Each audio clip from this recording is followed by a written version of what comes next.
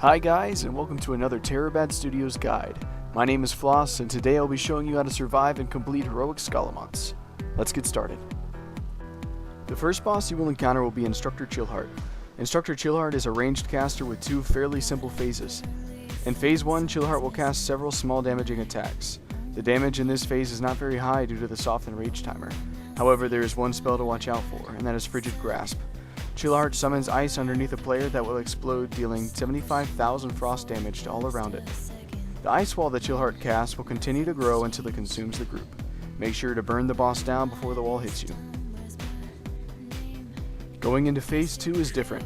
The boss retreats back into her phylactery. The boss no longer has any direct attack, however the rune comes to life with flying books and arcane bombs. Try your best to avoid the burning books, and make sure not to stand on any of the bombs that spawn under your feet. Most groups should have no trouble defeating this boss.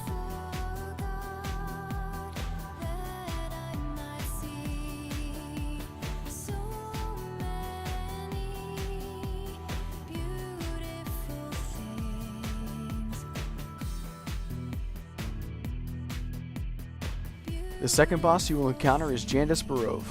Jandis is a melee fighter who will cast two main abilities during the fight. The first of the two is a frontal cone ability known as Wondrous Rapidity. Wondrous Rapidity unleashes a barrage of blasts that deals 75,000 arcane damage to anyone standing in front of her. The second ability that Jandis will use is Gravity Flux. Jandis places a purple gravity circle on the ground, inflicting 100,000 damage to anyone that enters, knocking them back and briefly causing them to go blind.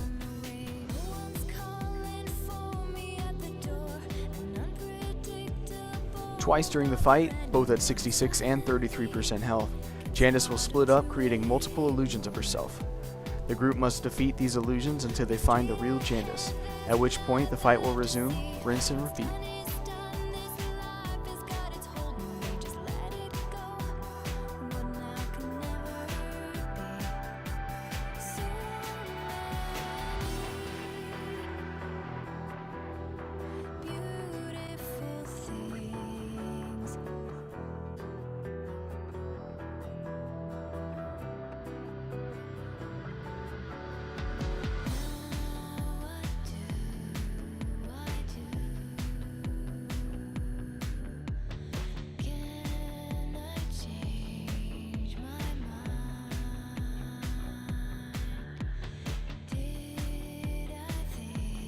The third boss you will meet is Rattlegore. Rattlegore is a strong melee fighter and is one of the hardest hitting bosses so far this expansion. Rattlegore has three main abilities of note. The first of these abilities is Rustling. Rustling is a self buff that Rattlegore receives whenever he is able to place a melee attack on someone. This buff increases his damage done by 15% per stack. However, it also lowers his attack speed and movement speed by 5% as well. This movement speed debuff that the boss receives allows the tank to easily kite the boss around the room, keeping the boss from gaining too many stacks. With the tank focused on kiting, any melee DPS should be careful not to over aggro, for this can easily cause the boss to switch targets and one-shot you. The second ability Rattlegore will use is Soul Flame. Rattlegore engulfs part of the room in blue fire, causing 50,000 fire damage every half second to those standing in the flames. This ability is relatively easy to avoid.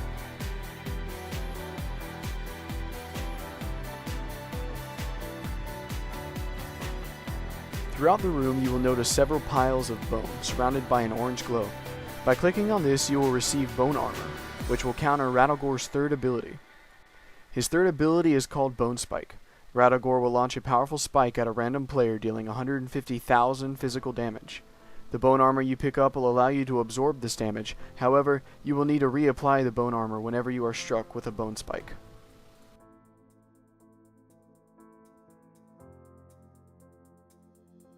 The fourth boss you will face in Heroic Scholomance is the mind-controlled Lillian Voss, which consists of three phases. In the first phase, Lillian is in her physical form, often jumping at random players, dealing 60,000 shadow damage. She also performs Death's Grasp, which pulls all players in towards her, engulfing them in flames that leaves a trail behind them for several seconds. Make sure to kite these flames to the outside of the room.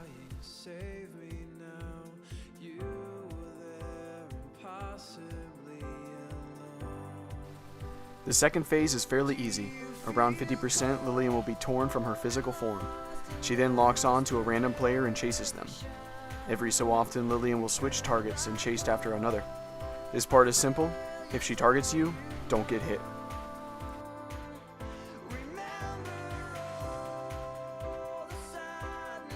After defeating her spirit form, she goes into Phase 3. In Phase 3, she splits up both into her physical body as well as her spirit form. However, her spirit body can no longer be targeted, and you must continue to kite her around the room.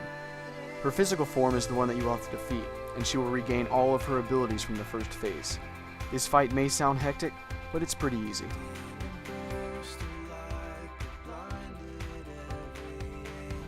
The last boss is Dark Master Gandling. Gandling is a ranged caster that deals average damage to a player. Gandling's real damage comes from two of his main abilities. The first of these abilities is Rise. Rise is the Dark Master's version of Army of the Dead. He will summon around 10 failed students that deal decent damage when they all attack the same target.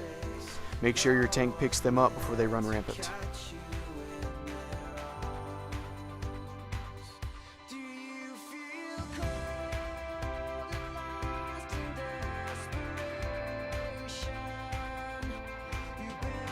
The second spell you should watch out for is Harsh Lesson. Gandling teleports a random person into one of his rooms. In these rooms, the players are locked in for around 20 seconds with about 10 zombies. Make sure to kite the zombies and stay alive until the door unlocks, and you can rejoin your party.